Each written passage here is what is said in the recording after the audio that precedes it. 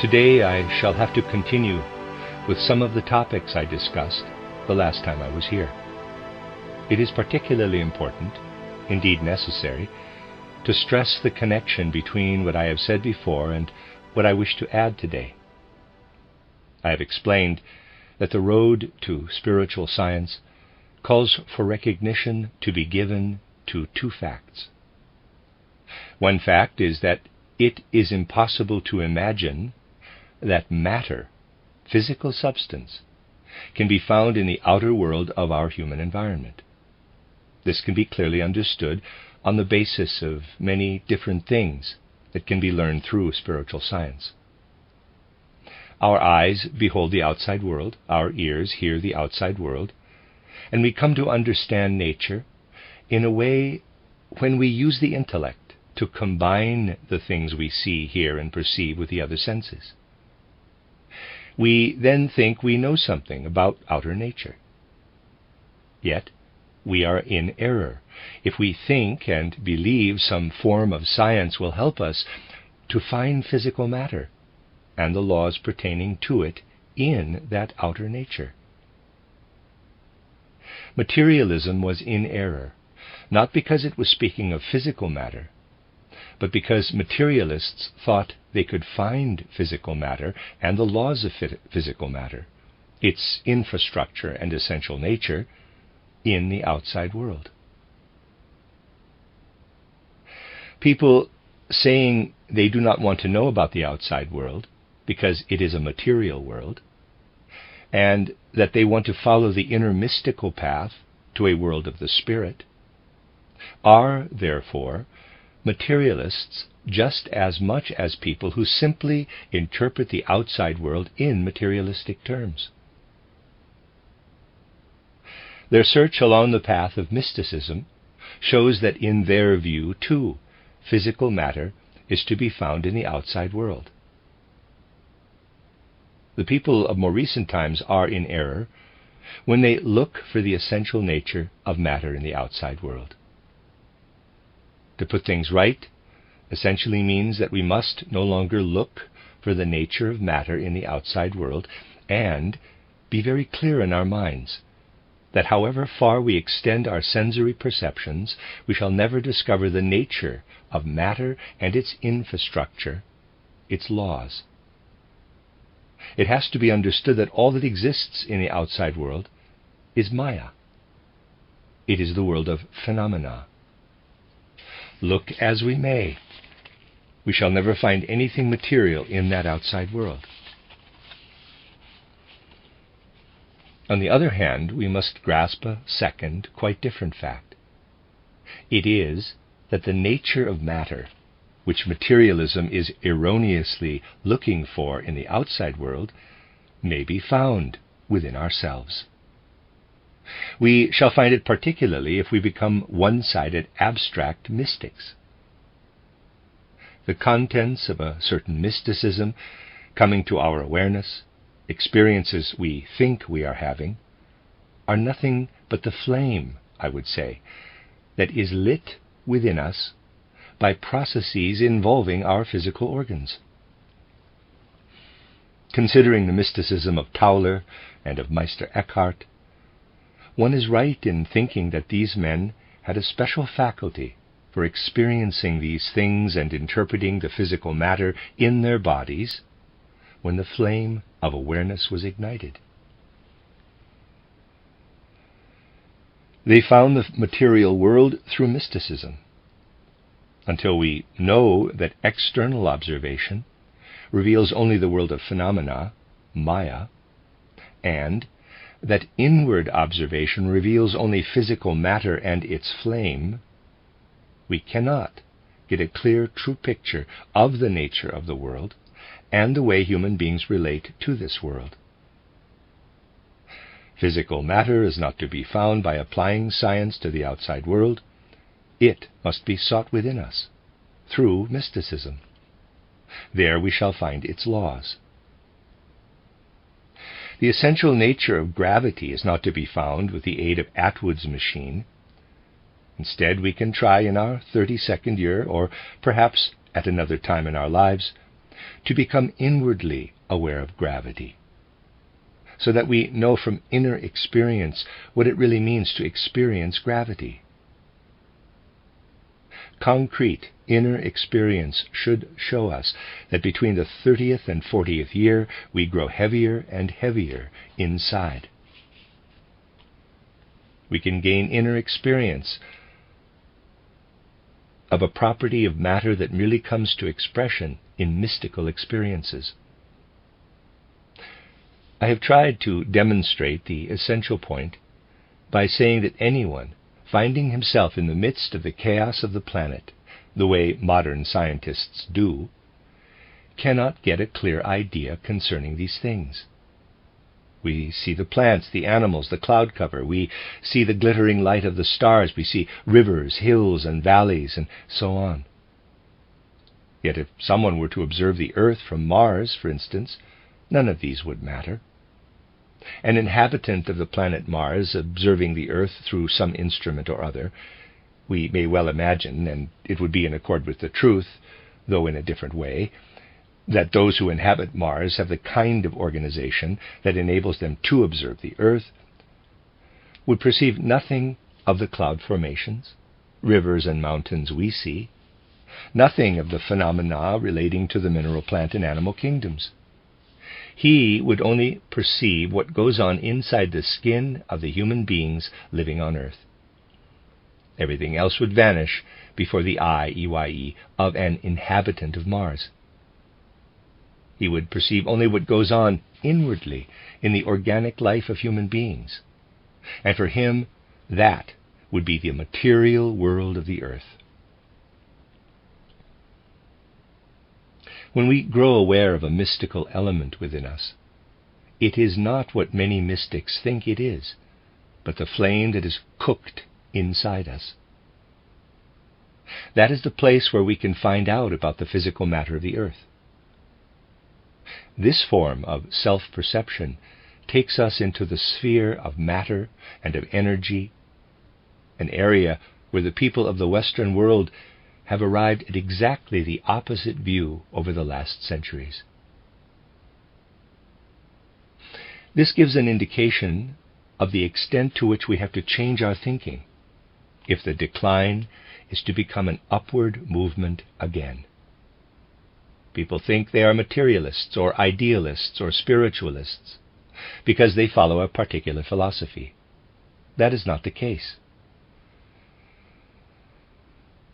We are far from being spiritualists when we say we contemplate the inner and not the outer life. It could indeed happen that someone is concentrating on his inner life, and exactly by doing so comes to observe matter, the way it turns into a flame inside us. To find the right path, it will be necessary to grasp what I mean, and to do so with the right inner attitude. The outer world, as we perceive it with the senses, offers only phenomena. It does not reveal the root and origin of the phenomena. Their root and origin lies inside our own skins. Anything we see outside should be regarded in the same way as we regard a rainbow. Anyone who believes a rainbow to be more than merely a phenomenon, thinking it to be something material spanning the heavens, is taking the wrong view. In the same way, we are in error if, due to the fact that our sense of touch is also involved when we perceive the world around us, we believe we are surrounded by material things and not mere phenomena. The only difference compared to a rainbow is that other senses are also involved. Materiality cannot be found there, however, just as it does not exist in a rainbow. Everything outside us is phenomenon. The root and origin of the phenomena, therefore, is inside the human skin. The processes that carry the affairs of the earth from one age to another take place inside the human skin. It may seem highly improbable and paradoxical to modern minds But it is nevertheless true that the phenomena which surround us today, and the laws apparent in these phenomena, are not the outer consequence of material events that occurred 3,000 years before the mystery of Golgotha. They are the consequence of what went on inside the bodies of Egyptians, of Chaldeans, and others 3,000 years before the mystery of Golgotha. Those inner events have become outer ones. The outside world of those times has vanished, disappeared. Human bodies hold the germ for a future that may be reckoned in thousands of years. It is possible to see this by considering the natural phenomena of today, drawing a conclusion that may be bold but nevertheless revealing. People talk about the properties of the element radium. To someone able to perceive the reality of the spirit, this sometimes sounds like children talking about something adult minds have long since come to understand on the basis of different facts. Modern physicists know that the radium which existed on the Earth's surface up to AD 140 has since disappeared and no longer is radium. The radium that is found today has only formed since AD 140. Physicists are actually teaching this now. These things present themselves to human minds to force them, as it were, finally, to give up the erroneous ways of thinking which had to be pursued for centuries for the sake of human freedom. All this shows that it is necessary to consider the things spiritual science, working toward Anthroposophy, presents to human minds in a totally different way from the way we usually look at things. It is necessary to abandon mere theory and consider the reality, to progress at all levels from abstract intellectual knowledge to active perceptiveness, to doing things, really doing something in relation to the world. As I have said before, but it is essential to make this point with real forcefulness, people think that some are materialists nowadays and others are spiritualists. A spiritualist will say, quote, "He's a materialist and has to be opposed because it is not true that the soul is the product of physical matter. What the materialist says is wrong, and we have done enough when we have refuted his arguments. The materialist is in error and therefore must be opposed." Close quote. That is not the point, however. It is not a question of logic, of theories. Yet people always think spiritual science is all theory. Spiritual science, working toward Anthroposophy, always bases itself on reality, sometimes, of course, seeking it in the place where it is to be truly found, in the true realm of the spirit. People who look to the outside world and seek to find matter everywhere, by the methods now used in molecular and atomic theory, it makes no difference if they see matter as point sources of energy or as tiny building stones, are not merely subject to an error in logic that can be refuted. True spiritual science has nothing to do with purely theoretical concepts. It is concerned with reality. Anyone looking for more than phenomena in the outside world is on the road not only to logical error, but to organic illness affecting the whole of his person. We should not say that to follow this road is an error in logic. We should say that anyone searching for truth in that direction is on the road to organic illness, on the road to feeble-mindedness. Spiritual science working toward Anthroposophy often has to change theoretical views into views that relate to reality. The search for clarity of ideas and concepts has nothing to do with merely agreeing or disagreeing with the views of others. It has to do with sickness and health, very real things in our lives. It therefore has to be said that a seeker who looks to phenomena for more than mere phenomena, for physical matter, is on the road to feeble-mindedness, to organic illness.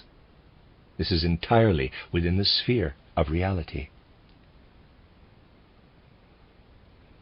In the same way, we cannot simply oppose people who look to find abstract spirituality within themselves. Someone looking for the spirit, by following the path of mere one-sided inner mysticism, failing to realize that when he comes to see, through the tissue of this mysticism, it is materiality he finds, is on the road to becoming infantile, to developing an organic illness taking the form of childishness. Parenthesis. I have given it the name that may well be given when one perceives this from beyond the threshold. Close parenthesis. If we call this the threshold, from the physical to the non-physical world, with the guardian of the threshold standing there, the quality we call inspiration or genius on this side may justifiably be called childishness on the other side of the threshold. Childishness goes the wrong way in the physical world if it persists throughout life. Genius, on the other hand, means that a certain childlike quality persists in the background throughout life. Genius is achieved when we are able to retain into ripe old age a quality of soul that normally belongs to childhood. This is seen in its true form from beyond the threshold. If, however, that childlike soul quality persists one-sidedly into subsequent life stages, then this element, which in its rightful place in the human sphere is genius, becomes childishness instead. Once again, we see that purely logical ideas must be replaced with ideas relating to reality as soon as we enter the sphere of spiritual science. They must be replaced with concepts that not merely change our views, but produce inner organic changes. Spiritual science working toward anthroposophy is a very serious matter. The seriousness of it is not given full recognition when people approach the work of spiritual science with their ordinary mental attitudes. They want to agree or disagree the way they usually do in the outside world. They want to continue in their habitual ways as they approach spiritual science. Spiritual science working toward anthroposophy can, however, only be taught by speaking in the terms of the world beyond. There, words have entirely different meanings. Gravity, which exerts a downward pull here on earth, exerts an upward pull in that world. In the spiritual world, we have to speak of what draws us down in a way that makes it the exact opposite. It is not surprising, then, that anyone taking spiritual science seriously is to begin with completely misunderstood by people who want to proceed in the customary way, a way that was inevitable in the age of materialism when they approached spiritual science. The inevitable result is that things like those I dared to put to you yesterday are misunderstood. Someone presenting his own views in opposition to Oswald Spengler would simply refute him. A spiritual scientist finds himself obliged not to refute Spengler's view in the usual way. He has to assume points of view rather than follow a rigid line. He will have to say that Oswald Spengler speaks from a different point of view, one that offers no prospects for the immediate future. We do justice to such phenomena if we do not simply refute them, but show the genius that is in them, speaking with inner concern about the things one would like to see overcome. Spiritual science has much more to do with the way in which we deal with these things than with bald statements, with the kind of mystical platitude that the person who produces it even believes to be a particularly inspired truth. We have to consider these things, for we are moving into an age where we have to get beyond the mere contents of intellectual life. This is something I want to stress over and over again. We must get beyond the mere content of intellectual life. Going just by the content, even a fool would find it relatively easy to refute Oswald Spengler's ideas. That is by no means difficult, but it is not what matters. What matters is to establish the concrete reality of Spengler's work and show how it can be overcome in a real and concrete way. In future, the essential point in characterizing a person will be more and more to consider what they are actually saying, rather than to respond in sympathy or antipathy to what he or she has to say. We should not consider whether certain contents please or displease us, but whether there is a spiritual quality to them. It is more important for the overall outcome of world evolution that there is someone who is an inspired materialist, a genius in representing materialism, for that calls for a brilliant mind, whilst it often needs very little intelligence to represent platitudinous mysticism. A platitudinous mystic may, on occasion, do more to make the world materialistic than an inspired materialist. It is the quality of mind that matters. Recognition of this fact will count for much more in future than the actual content. This is something we have to learn. We must not seek for the spirit as though it were a system of logic. We must look for its reality. Let me ask you this. Would it not be possible for you to see that more of the spirit is alive in an inspired materialist than in a spiritualist full of platitudes? These are the things spiritual science working toward anthroposophy must come to see clearly. It is the reality of the spirit that matters, not the abstract statements made by one person or another. People fail to realize how important it is to consider realities and not theories. Some of the things we see in ordinary life simply must be considered from the point of view of spiritual science today, if we are to get them clear in our minds. Consider the parties which have formed in public life in our everyday world. Let us, first of all, consider the ordinary political parties. You know that the most miserable, sterile clichés are to be found in party politics. Yet to some extent we are all part of this, willy-nilly, unless we want to withdraw completely from public life, or perhaps cannot have a vote because we are stateless and have not been given the right to vote anywhere. Everybody who has the right to vote is forced to support one line or another, that is, to work along party lines. Parties are a fact of life. They go back to better times, to the English seesaw system, when there was the Conservative Party on one side and the Liberal Party on the other. It may be said that all the parties that now exist are different combinations of those two shades.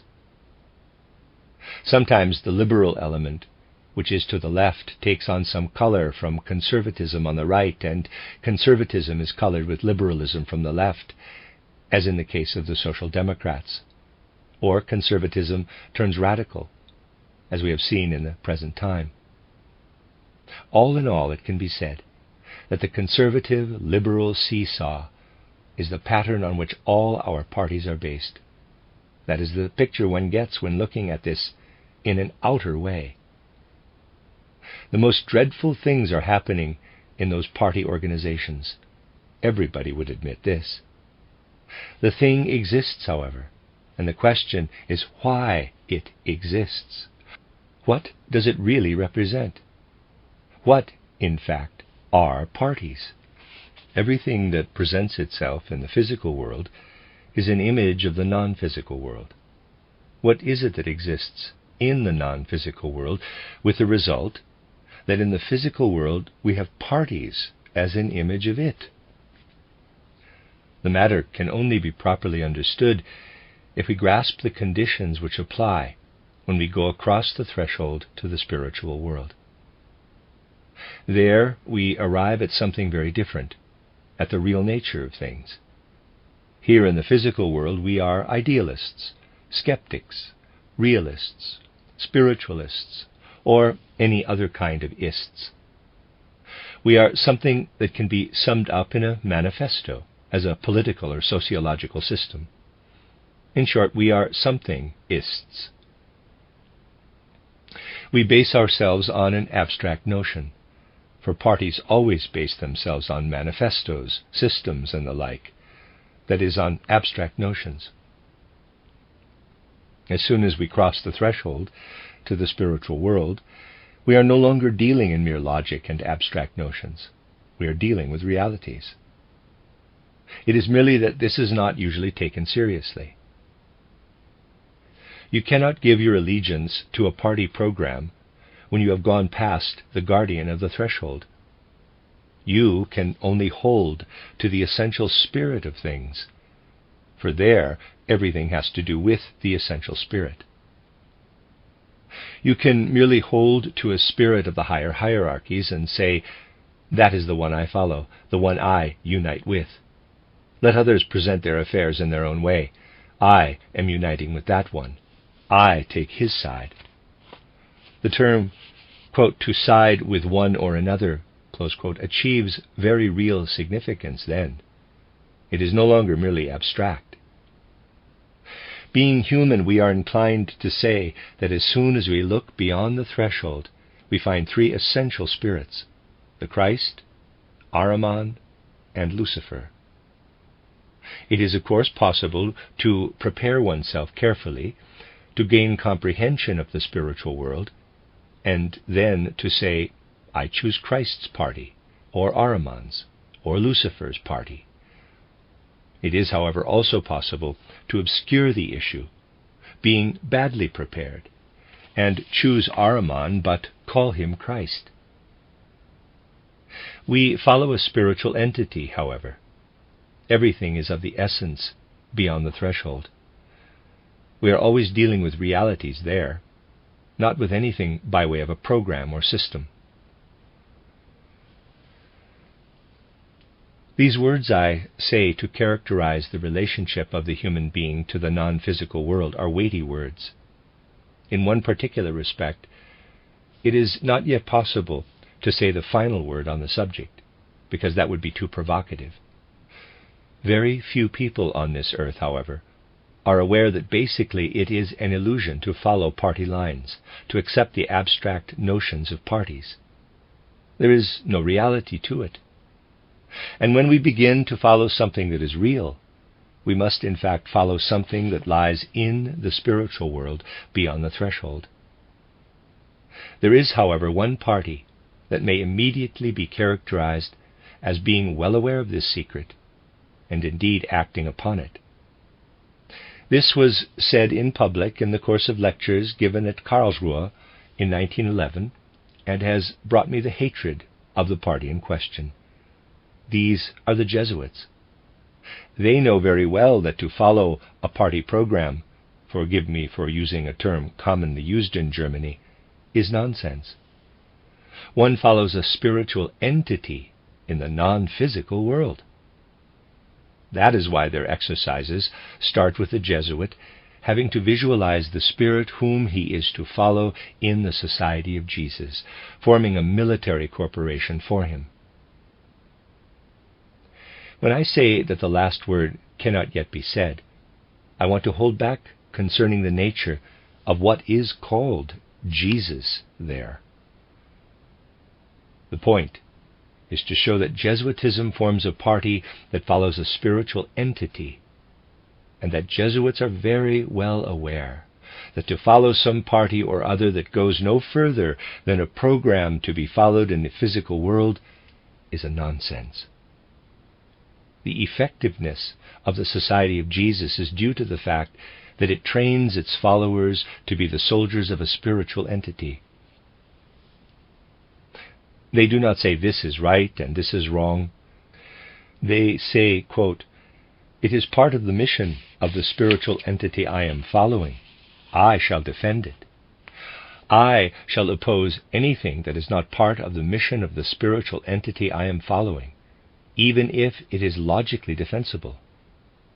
It is just as possible to defend what Lucifer and Ahriman are about as it is to defend the things Christ is about. There are exactly 3 logical defenses, and they are all equally valid." Close quote.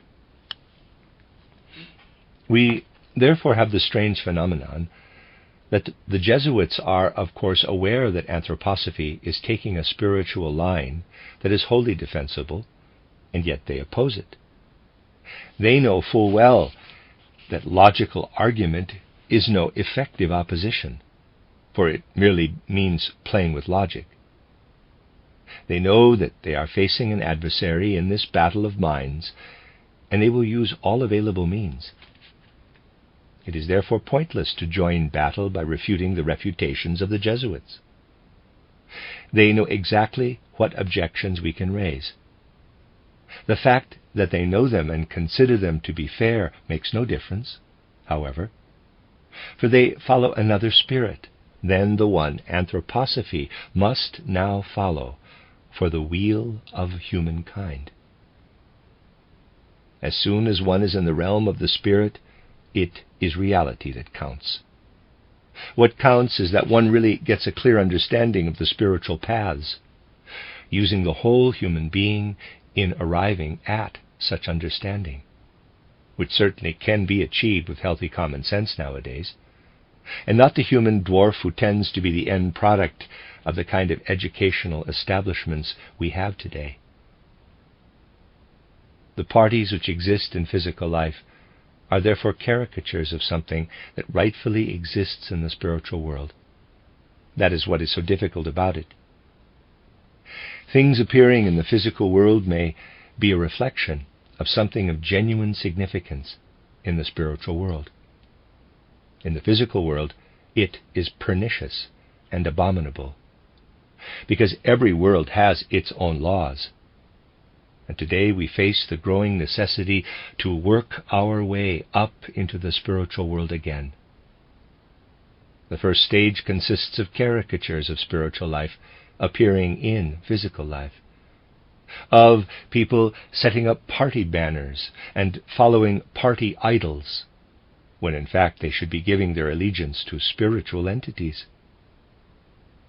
It is truth and reality when it occurs in the non-physical world, and a lie and illusion when it occurs here in the physical world. You see, I am not using empty words when I tell you that what matters is to transform purely theoretical things into the reality whenever we wish to speak of the truths that exist beyond the threshold. Mere refutation of materialism will not achieve anything, because the situation is like this where the human being is concerned. In their whole makeup, human beings are really spirit and soul.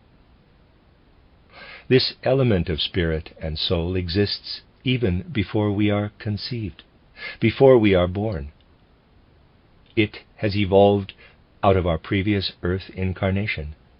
It has gone through the spiritual world. It now assumes flesh, creating a physical image of itself that consists of nervous system, skeletal system, blood system. So, we now have two things: the human being in soul and spirit, and the human being of flesh and bone that is its image. When we are thinking the usual abstract thoughts, what is it that thinks in us? Not the human being of soul and spirit. It is particularly when we think abstract thoughts, above all using earthly logic, that the physical brain in us is thinking. It is important to know that when materialists say that the brain does the thinking, they are quite correct as far as abstract thoughts are concerned. The physical brain is an image of the spiritual brain, and this image creates an image, abstract thinking being merely an image. It may thus be said that when it comes to abstract ideas, the physical brain does the thinking. This is simply a special case of what I have said before. Materialism has merely found out that the brain is thinking the thoughts that from the middle of the 15th century onward have become standard in Western civilization. The materialism presented by Molschat, Büchner, and that fat man Vogt cannot be simply refuted by saying it is wrong. It is quite appropriate for human beings who from the middle of the 15th century onward have turned more and more to mere materialism. Human beings of the Western world are in the process of becoming beings that think only with the physical brain. The prophets of such physical brain thinking, Molschat and Büchner, merely stated what Western humankind was going to be. They were wrong only insofar as they applied this to humankind as a whole. What they said applies only to people living after the middle of the 15th century, and in their case it does apply. People have got used to thinking only with their brains. It is the common way of thinking nowadays. Everything to be found in our ordinary literature, in the whole of modern science, is material thinking, is that kind of thinking. The materialists are quite right. And we could say that Büchner and Vogt would have been unfair to their colleagues if they had said that they thought with the spirit. That is not the case. They think merely with their brains. This cannot be argued against, and it has to be recognized that the road to materiality is not merely a false philosophy, but something with a very real effect.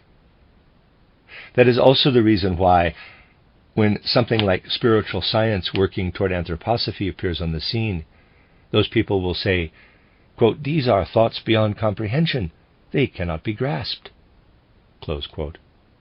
Well, they want to think with their brains. The thoughts of spiritual science are, however, thought with a soul and spirit element that has torn itself away from the brain. People must make efforts to tear their soul and spirit away from the brain with the help of thoughts that have been produced in this way. They must think those thoughts through. People must make an effort to think those thoughts through, to use the opportunity that still exists of tearing the element of soul and spirit away from the physical aspect of the brain. This element is on the way to being chained to the physical brain. People must tear themselves free. It is not a question, therefore, of right views and wrong views, but of a process. The thoughts of spiritual science, working toward anthroposophy, are given to the world in the hope that people who are still capable of handling the old faculty of tearing themselves away that lies in them will indeed make use of it and try and understand thoughts that are independent of the physical body, so that their souls may grow free of the body. It is therefore a question of having the will to understand anthroposophy. Anthroposophy is intended to tear the element of spirit and soul away from the physical body. Our mission, therefore, is not merely to refute views that are wrong, but we must face the fact that very many people want to slither into them, want to be sheer matter, and want to think, use their will, and feel out of matter. We want to give spiritual science, working toward anthroposophy, to the world as something real, so that spirit and soul may be torn away from matter. The aim is to prevent the possibility of people losing their spirit and soul, for they now run the risk of slithering entirely into the Ahrimanic sphere. People face the risk of losing soul and spirit, and of losing themselves as human beings, when the material world vanishes into nothingness, as I have described on an earlier occasion. It is not a question, therefore, of replacing the old with the new, but to become active in the search for truth. This saves the soul from slithering into mere materiality. It saves the spirit and the soul element from slithering into the Ahrimanic sphere, where egoity would be lost. It is not a question, therefore, of refuting materialism, but of saving humankind from materialism coming true. Materialism is in the process of developing into something that is true rather than false. When people say that materialism is wrong, they are not talking about what really matters. No, we have to say that materialism is coming to be more and more right. In our present culture, it is coming to be more and more right. We may well find that by the beginning of the third millennium, humankind will have developed in such a way that materialism is the correct view.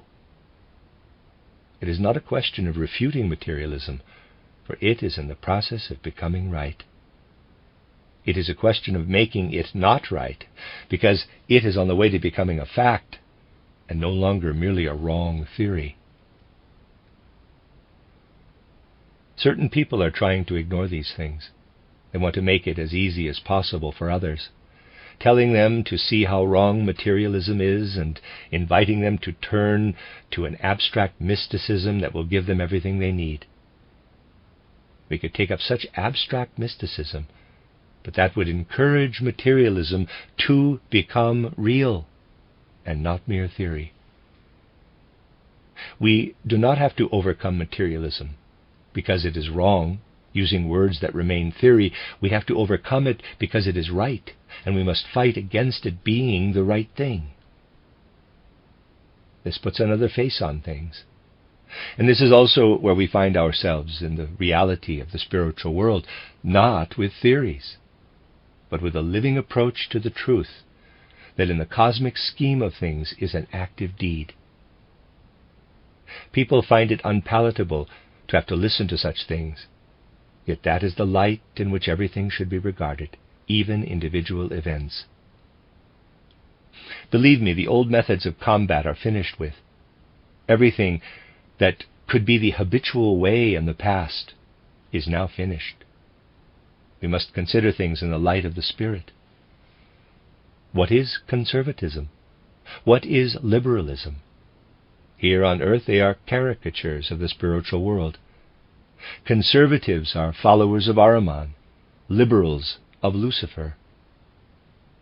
Having passed the guardian of the threshold, one can see how the whole of conservatism is running after Ahriman, and the whole of liberalism after Lucifer. That may seem peculiar to the sophisticated people of today. It is, however, because this seems so peculiar that spiritual science, working toward anthroposophy, is so difficult to understand. We shall never understand spiritual science by merely thinking it. We shall only come to understand it if every one of its concepts makes us suffer and rejoice. When we feel lifted up and cast down, when we want to despair over a word or think we shall be redeemed because of a word, when we see destiny at work in what normally appears as a shadowy theory, just as we see it at work in things that are done in the outside world. When what spiritual science working toward anthroposophy has to say goes beyond being mere words and becomes reality. Then when the inner impulse alive in this spiritual science is understood and felt, it will be rightly seen why things that for a time were maintained as mere theory, because people first had to come to know about them, must now become reality. Why we have to be serious about the reality that lives in the words of spiritual science working toward anthroposophy. It will be seen that the necessity arises in our age to make the substantial essence of those words come to reality. It is still the case that what is really intended with such a Waldorf school is not at all seen in the light of reality, that it is far too little considered in the sense which I have tried to characterize for you. Believe me, this is not to touch your hearts, nor to gain a little more support. Things have been said that had to be said now, because humankind must know them. That is why I have said the things I have been saying. I merely wish that the opportunity would arise to say these things to a sufficiently large number of people, so that these people develop an inner impulsiveness where they take words as realities and do not merely listen in the belief that one is speaking theories. This is what I have wanted to put to you on these two occasions. It will have to happen that outer events follow not on the external contents of spiritual science as it is presented, but out of inner impulses.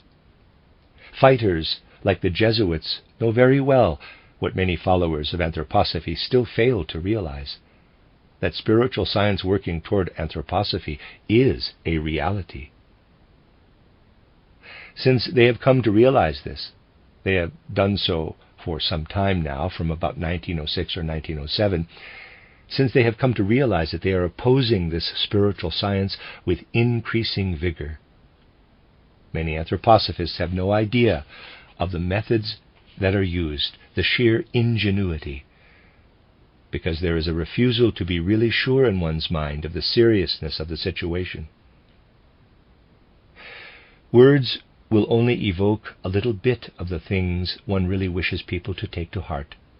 I have tried, however, to present just a little of it to you on these two occasions.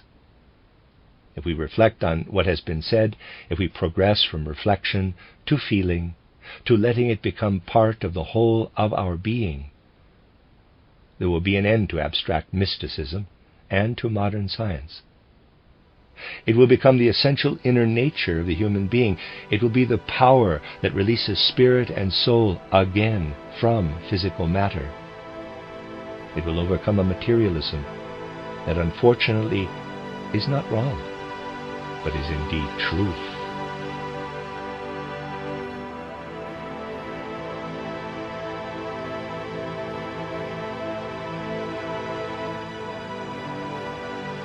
Please consider supporting the creators.